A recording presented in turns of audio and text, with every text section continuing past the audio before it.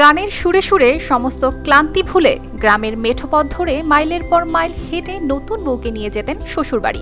দুলিয়ে দুলিয়ে মা বাবার মায়া ছেড়ে যাওয়ার কষ্ট ভুলিয়ে স্বামীর সংসারে পৌঁছে দেওয়ার বাহন ছিল পালকি, যা আধুনিকতার ছোঁয়ায় গেছে হারিয়ে।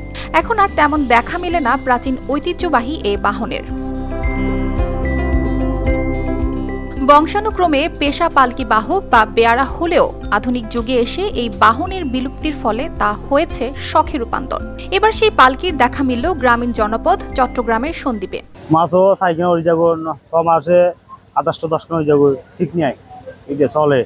এটা বুড়োরা আগে বুড়োরা নিচে বুড়োরা আলগি ছড়ি যাইছে, অনলাইনে ছড়া আগের উদ্দেশ্য ধরে রাখছি, এটা আর চলে যাইছি অঙ্কলাইনে ছড়া ছড়া আলগিটি ছড়িয়ে যাইছে, এখনো মুদ্রা ছড়া। আচ্ছা, খুবই ভালো লাগছে গ্রাম বাংলার ঐতিহ্যের এই বাহন বিয়েতে পালকিতে চড়ে এসে বিয়ে বাড়িতে আসা। আমি নিজেই কিন্তু পালকিতে চড়ে বিয়ে করেছি, এই কারণে আমার কাছে খুবই ভালো লেগেছে, মজা লেগেছে। এটা ওই ঐতিহ্য হারিয়ে যাচ্ছে দিন দিন।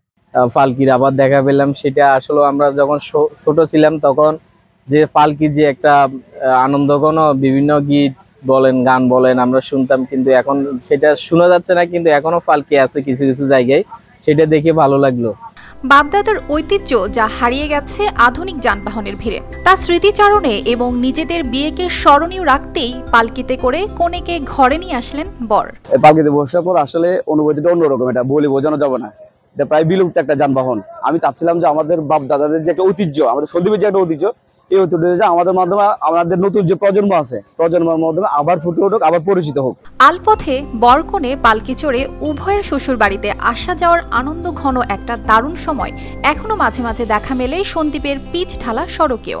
পালকিটা তো আসলে আমরা ছোট থাকতে দেখি আসছি যে আমাদের আত্মীয় স্বজন যারা আসছে প্রায় দেখি আসছি যে পালকিতেই বিয়ে শাদী হতো।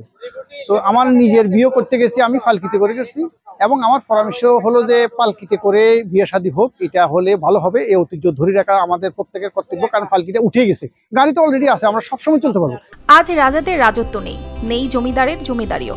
রেলগাড়ি, মোটর গাড়ি, রিক্সা ইত্যাদি নানা ধরনের যানবাহন এসেছে। এসব যানবাহনে ধনী গরিব সবাই চলাচল করতে পারে। বিয়েতে ব্যবহৃত হয় বাহারি গাড়ি। শেষ হয়েছে বেয়ারাদের রোদে পোড়া, বৃষ্টিতে ভেজা কষ্টের জীবন। সেই সঙ্গে হারাতে বসেছে গ্রাম বাংলার প্রাচীন বাহন পালকি। বলা যেতে পারে আধুনিক যুগে বিলুপ্তির শেষ প্রান্তে এসেও কেউ কেউ জীবিকা নয়, বরং শখে ধরে রেখেছেন ঐতিহ্যবাহী বাহন এই পালকি। News desk, RTV।